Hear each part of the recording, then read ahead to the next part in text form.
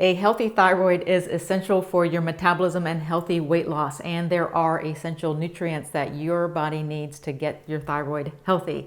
We will go over what those are in this video and the foods that will get them into your body. All right, so are you ready? Do you want to start with iodine? Yep. Iodine, probably one of the most important nutrients for your thyroid health. I mean, you've probably heard that before. You know, we know whenever we have like a radioactive thing or there's something, you have iodine tablets just in case, right? That's to kind of help your thyroid. So the two main thyroid hormones are T3 and T4, and those are called respectively. Now, T4 is the one that is actually secreted by your thyroid gland, and that is called tetraiodothyronine. Tetra means four. And the active part of that, T4 is converted to T3. When you get your lab test, you're going to see those things. T3 is triiodothyronine. So T3 has 3 iodine molecules. T4 has 4 iodine molecules on it.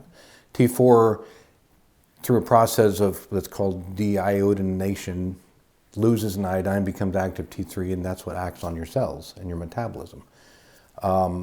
So iodine is really, it's pretty high in you know, a number of foods that we get. So foods high in iodine include seaweed, shrimp, eggs, and some dairy products like yogurt can even be fairly high in iodine. Yeah.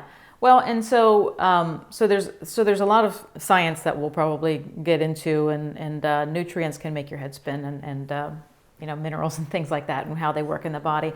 But the takeaway of all of this is that, you know, if you're diagnosed with a slow thyroid, or you're having trouble losing weight, it's not a you know, it's not a prison sentence. There are great foods that you can get into your body that will get you these nutrients on a daily basis.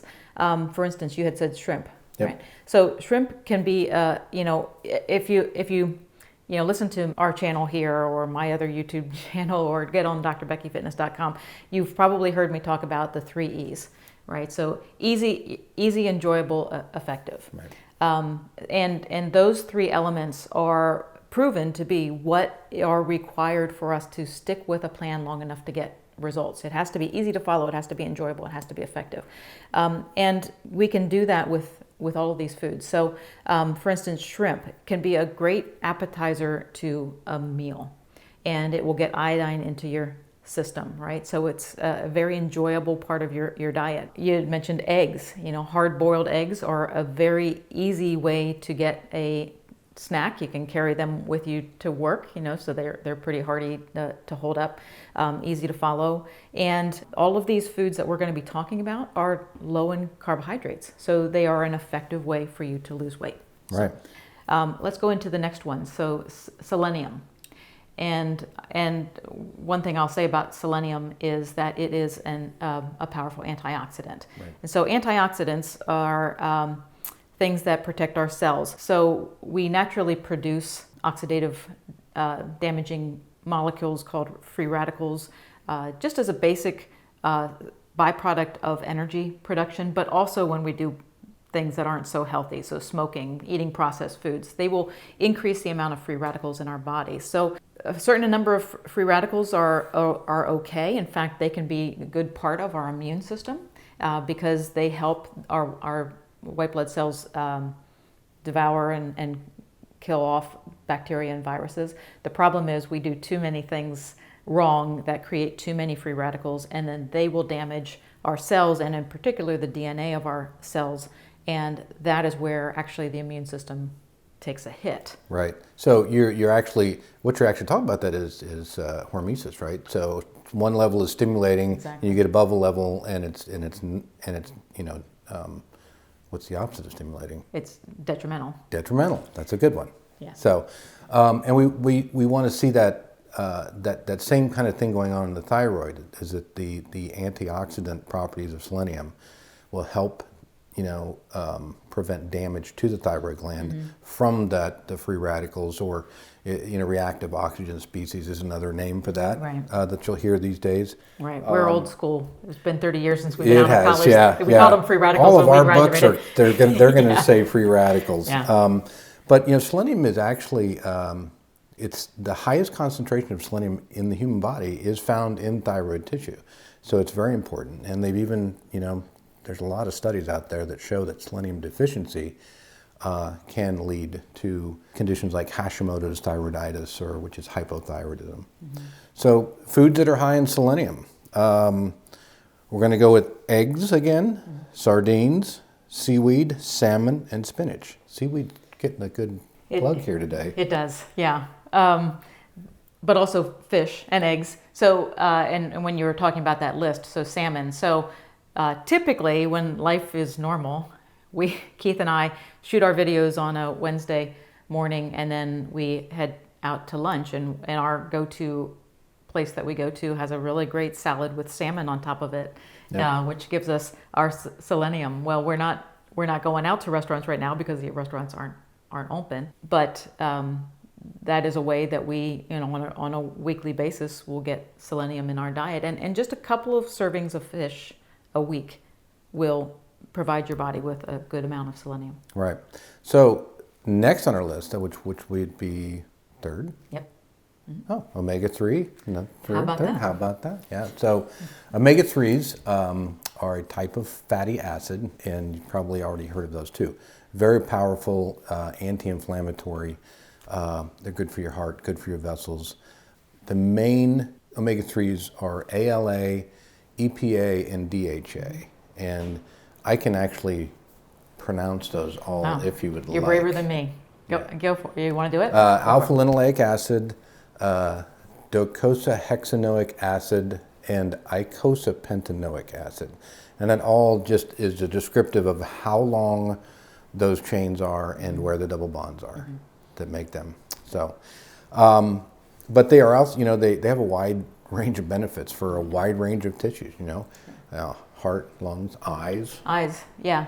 Actually, as I've gotten into my 50s, I've boosted my omega-3 DHA and EPA up for dry eyes, so because of the research that I've read. So yeah. Right. So the reason that omega-3s are important is that they help maintain healthy cell membranes and also the transport systems that are in those membranes. So bringing nutrients from outside to inside. Right. So and this is why thyroid is such a complex system to understand, because there's 3 different areas that need to be well supplemented with nutrients in order to work, for your thyroid to work well. So your thyroid has to make the thyroid hormone. Then you have to have more elements that will help the conversion of the inactive to the active form. And then you've got to get it into your cells, and that's where the omega-3s come in. Right. And so foods with omega-3s. So we have salmon again, and sardines, and also some plant foods. But before we go into that, so when we get omega-3s from more animal products like fish, we're getting the EPA and the DHA. Right. And those are like the active forms of omega-3s, the one that your body... More potent. Yeah. Okay. We can also get omega-3s from plant foods, walnuts being one of the main contributors for omega-3, but that form is giving us ALA, and I'm not going to pronounce it like Keith did, but the ALA form in our body needs to be converted into EPA and DHA before it really can be utilized for us. That's not such a big deal.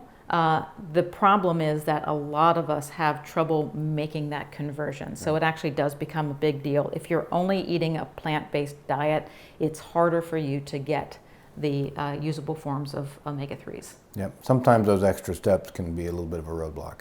Yeah. Depending on your metabolism. So the fourth one we're going to go into is tyrosine. Tyrosine is an amino acid. It is derived from another amino acid named phenylalanine. And tyrosine is interesting because it's a precursor to a lot of different hormones, and the thyroid hormones are included in that. And I do want to say this, it's an important point, that if you're on an MAO inhibitor, or if you have hyperthyroidism like Graves' disease, you might want to be a little more judicious with, adding, things that have a lot of tyrosine in them, because it can stimulate thyroid production, which is contraindicated for those folks. Okay. So we do want to say that.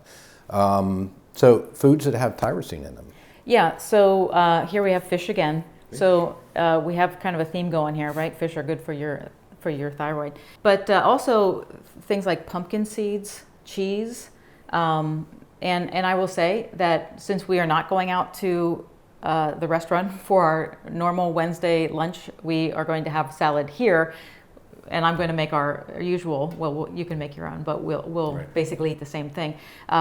That has pumpkin seeds, it has feta cheese on it. So we will be getting some tyrosine in today. Right. Tyrosine's also pretty high in poultry. We didn't mention that. Yeah, and so this is also the easy element, right? So make your diet as easy to follow as possible. One great way to do that is just most grocery stores will have a rotisserie chicken already prepared for you. Just grab one of those, you will eat it, and you'll get some tyrosine in your body. And they're really good too. They are good. I like them. Okay, so number 5 on our list is curcumin. Curcumin is kind of the active part of the spice turmeric. Curcumin is been indicated by a number of studies to have really positive effects on the thyroid gland. So we're including it here. Curcumin is a very powerful antioxidant, anti-inflammatory effects. So when we get to the point where we want to say foods that are high in curcumin, well, curcumin comes from turmeric, which is a spice. So, you know, you could add turmeric to any food and kind of make it high in that, right? But, you know, you do require a lot of the spice turmeric to get enough of the curcumin to be right, which might not be palatable to a lot of people. You might can be get a expensive supplement too. I don't know how much turmeric costs, but yeah. Well, you only buy it so often. I don't know. There's been a long time since I bought it. We have it, but yeah. But so what I do is I use a supplement that is curcumin itself, and I get a supplement that has it paired with a nutrient called piperine or piperine, and I'm not sure how you pronounce it, but probably it makes piperine. it makes the curcumin more bioavailable. And I take 500 milligrams a day. It's a little capsule. It's a very, very, very bright yellow-orange color. I mean, it looks kind of like the turmeric spice. Right, turmeric is a very bright orange supplement. So those are some ideas for you. Hopefully that gives you some ideas. If you want a download of a list of foods that are good for your thyroid, we do have that, and we will point to that for you where you can download that for free. Hope that was helpful. Thanks so much for watching. Please subscribe and hit the bell icon so that you know when our next video is coming out, and we'll see you then. See ya.